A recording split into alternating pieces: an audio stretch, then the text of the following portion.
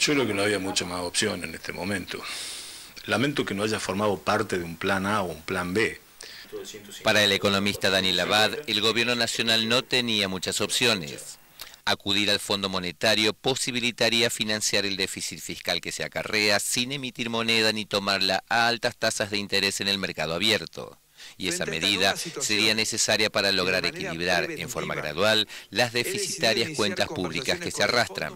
Pero eso requiere de quién lo financia.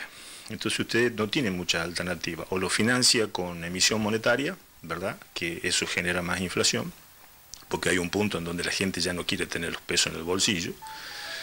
Y la otra era endeudarse. Ahora él eligió endeudarse en los mercados internacionales y lo que ocurrió que vinieron capitales que se llaman golondrinas, sin ningún tipo de restricción a la salida, y por una serie de factores, ¿no es cierto?, que tienen que ver con el impuesto a las leasebacks y todo ese tipo de cosas, los capitales se fueron. Entonces, usted con la deuda que estaba contrayendo en su momento, o con la reserva del Banco Central, tuvo que financiar la fuga de capitales. Y bueno, ahora no le quedaba más alternativa que recurrir a un organismo como el Fondo Monetario, que le financia de una manera determinada, hay que ver qué condiciones pone el fondo. La tasa creo que anda alrededor del 4%, una cosa así. Y bueno, veremos cómo evoluciona. Esto ha sido una crisis cambiaria y financiera, no en relación a los bancos están sólidos, sino que han cambiado los pesos por dólar y se fueron. Detrás de esta situación se encuentra el problema central, el déficit fiscal, que según el especialista debería ser encarado no solo desde el ahorro de gastos, sino también del aumento de ingresos tributarios, entendiendo esto como una ampliación de la base imponible, es decir, la regularización de la economía informal.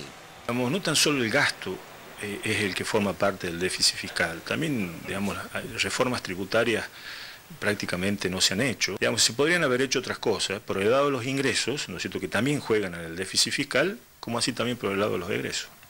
Ahora, como ingresos, es conocido el reclamo de los sectores industriales, comerciales, de cualquier tipo de actividad económica sobre la elevada carga tributaria que tienen todas las actividades. Eso mucho tiene que ver más allá de la política, porque a ver, usted va a escuchar siempre, digamos, posiciones políticas de uno u otro lado, pero acá hay una cosa que es muy cierta, digamos, que es la economía marginal, la economía en negro. Argentina tiene una economía en negro muy grande, alrededor del 40%. Entonces quiere decir que a usted paga impuestos el otro 60%. Hay un 40% que no lo paga.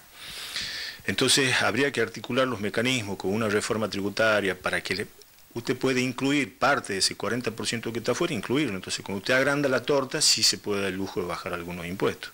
Si no, no hay forma de hacerlo. Pero estas posibilidades de reformas tributarias o acuerdos políticos aún no se estarían viendo en el panorama de la economía local, altamente referenciada por el dólar. Yo creo que este préstamo del Fondo Monetario, que se habla así de unos 30.000 millones de dólares aproximadamente, va a servir para calmar el mercado cambiario, que es el dólar. Nuestro grave problema sigue siendo el dólar y va a seguir siendo el dólar. ¿Por qué? Porque el dólar es el que marca los precios y la inflación en la Argentina.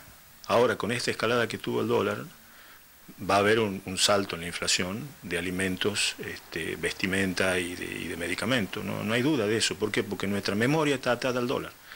Y digamos, el gobierno ha favorecido que siga atada al dólar, digamos, esa memoria inflacionaria, ¿verdad?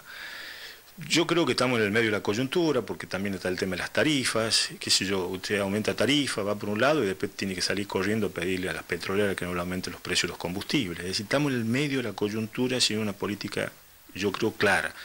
Vamos a ver, cuando pase esta coyuntura cambiaria y financiera de fuga de capitales, vamos a ver cómo se acomoda.